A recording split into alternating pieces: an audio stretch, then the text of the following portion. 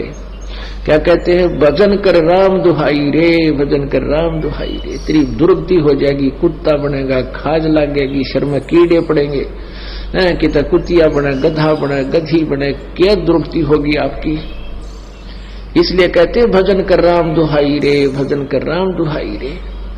और जन्म अनमोली तुझे दिया नरदे ही पाई रे, कितना अनमोल जन्म तुझे दे रखे, मनुष्य शरीर तुझे प्राप्त है। मनुष्य जीवन केवल परमात्मा प्राप्ति के लिए है, बाकी तो संतानोत्पत्ति, इनके अंदर ममता मोह, अपने पेट के लिए भ्रमणा भटकना, ये आम प्राणी करता है, पशु भी करते हैं, पक्षी भी करते हैं।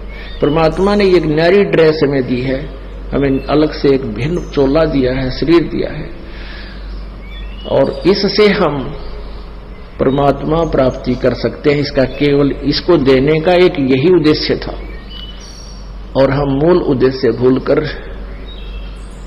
आम प्राणी जैसे कर्म ही करके अपना जीवन व्यर्थ कर रहे हैं। इसलिए भगवान हमें याद दिलाता है, भजन कर राम दुआई रे, भजन कर राम दुआई रे, भजन करे राम दुहाई रे, भजन कर राम दुआई रे।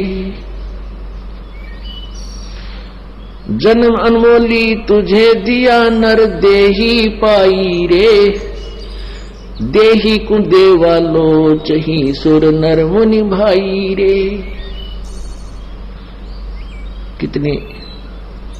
कितनी प्यारी बात कही परमात्मा ने।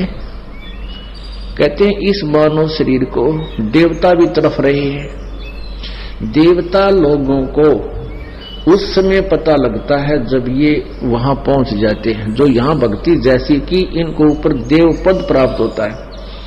33 करोड़ देव पद हैं। जैसे अपने यहां एमपी की सीट है अपने भारतवर्ष में 500, ये फिक्स है, और इनमें आगे आदमी व्यक्ति बदलते रहते हैं।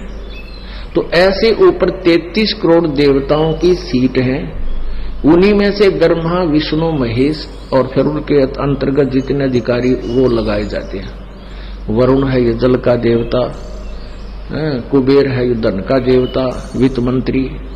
तो कहते 33 करोड़ देवता हैं। उनको वहां जाने के बाद पता चलता है कि तुम्हारा ये पुण्य क्षीण होगा, और पुण्य क्षीण होने के बाद तुम्हारी मृत्यु भी होगी, तुम्हें नरक भी जाना होगा। फिर उनको याद आती है कि ये ऐसी कैसी बनी, हमने तो भक्ति की थी। तो वो फिर आपस में विचार विमर्श करते हैं। वही वेदों में लिखा है कि तत्वदर्शी संत की खोज करो, तत्वदर्शी संत से पूछो परमात्मा के बारे में। हमें वो तत्वदर्शी संत नहीं मिले।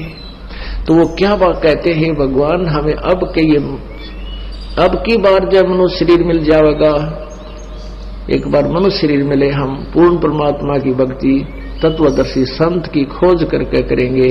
हमारे साथ तो धोखा हो गया।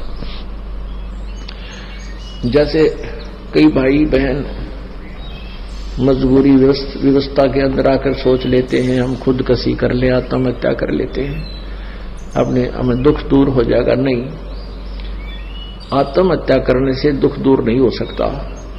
ये शरीर तो दूर हो सकता है, विष खा लेने से, फांसी लगा लेने से शरीर तो नष्ट कर दिया आपने, लेकिन दुख तो न्यू का न्यू रहेगा। फिर गधा बन गए, गधा बन गया जाते लट्ठम लट्ठा, फिर बता के सुख होया। तो इसका सुख यही होगा कि आप सत भक्ति करो, आपके संकट का भी निवारण होगा, वर्तमान में भी आपको राहत मिलेगी, फिर आगे। तो कहते इस देही को देवालोचते सुर नर मुनि भाई रे, सनकादिक नारद रटे चहु वेदा गाई रे, भक्ति करे भवजल तेरे पर सतगुरु शरणाई रे। कहते हैं सभी सनक सनंदन, ये 4 पुत्र है ब्रह्मा के, छोटी आयु के इनकी आयु रहती है, इसी एज में रहती है 5 वर्ष की आयु के, लेकिन आयु के विद्वान बहुत माने जाते हैं। कहते ये तुम्हारे सनक सनंदन भी भक्ति कर रहे हैं, और 4 वेदों में भी यही कहा गया है कि भक्ति करो, लेकिन सतगुरु शरणाई रे, यानी तत्वदर्शी संत की शरण में जाकर भक्ति करो, तब तुम्हारा मोक्ष होगा।